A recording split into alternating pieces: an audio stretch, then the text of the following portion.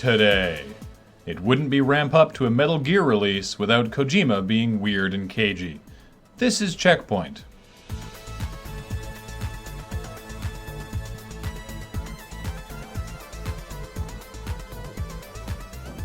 Welcome to CheckPoint, where, if you get hit by a car just right, you can clip through the level. That's dying, Graham. It's called dying. Oh yeah. Topping the category of news that should not be news, last week Google announced they were making vast improvements to the Google Play storefront by requiring that every app be assigned an age rating and making sure that the apps are reviewed by an actual human before they can go up for sale. Sure, it was nice that apps got reviewed way faster on Google Play than they did for iOS, but that's because computers can't tell when an app is toilets. Google says this new filthy meatbag process won't actually reduce an app's approval time, but they will be able to tell rejected developers why their app huffs fart. If you're thinking about donating blood, but your precious bodily fluids are worth more than a measly juice box and a sugar cookie, PlayStation Denmark might have an offer for you. To promote the European release of Bloodborne, everyone at the IT University of Copenhagen had an opportunity to donate blood and try to win a copy of the game. Some people even waited for over 2.5 hours to try and swap platelets for the PS4 exclusive. This feel-good story has taught us two things. One, people are really excited about Bloodborne. And two, the Danish for give blood is just give blood, and that is so metal. Something is happening between Hideo Kojima and Konami, but no one is really sure what. After Konami removed Kojima's name from the various cover art for the Metal Gear series and renamed Kojima's LA studio to Konami Los Angeles, it seems like the company was trying to erase Kojima from space and time and maybe also fire him a little. Or maybe he'd actually resigned and they were purging his legacy in retaliation.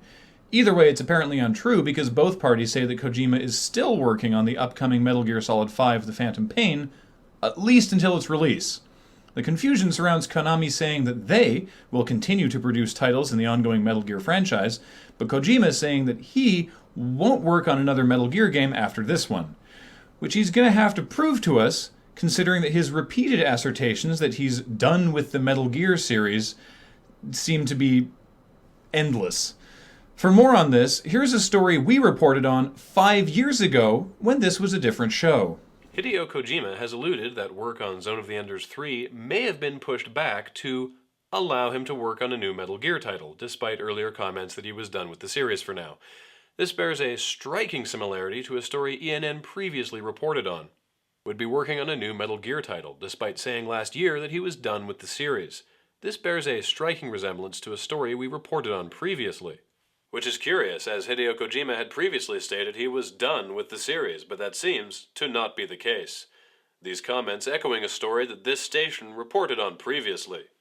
Surprisingly clever Japanese fellow Hideo Kojima says he does plan to work on a new Metal Gear title, despite previous comments to the contrary. Intriguing. We hope to get more word from the man in 1963, after he is actually born.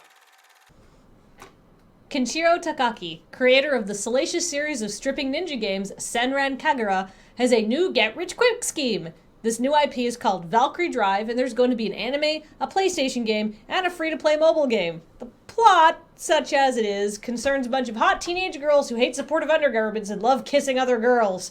When the girls kiss, some of them turn into weapons and everyone fights and there's lots of jiggling and flopping. This looks painful, not because of the pandering, literally because of all the boobs flying around. That would hurt. But aside from all that, good job Takaki-san. I am a mean, jaded lady, but you've managed to raise at least one of my eyebrows. Not that I'm shocked that something like this exists, that's totally believable. I'm just surprised that it took anyone this long to hit peak Japan. I guess it's all downhill from here. Australian League of Legends team Rich Gang has been suspended for the third time in as many months for poor conduct in matches, with one member actually permabanned for ELO boosting, logging into someone else's account and improving their rank. The term poor conduct here may be a little underwhelming when they were reported for, quote, a severe and hateful level of verbal harassment and, quote, sexual harassment and exhortation to commit suicide. One of them had been reported in 40% of the games he's played in the last 2 weeks. Possibly the worst crime, though, is their clan video, which is basically exactly what everyone pictures when they hear a 14-year-old yelling at them to suck a bag of penis over a headset. Though, I'm not gonna lie, I actually kind of dig the branding. I've decided we're going to rename the LRR Destiny clan the Sparrow Squad. And if you get match made with us, we'll ram you with our sparrows. Isn't the point of the clan that you only play with other clan members? Yeah. We kill each other a lot.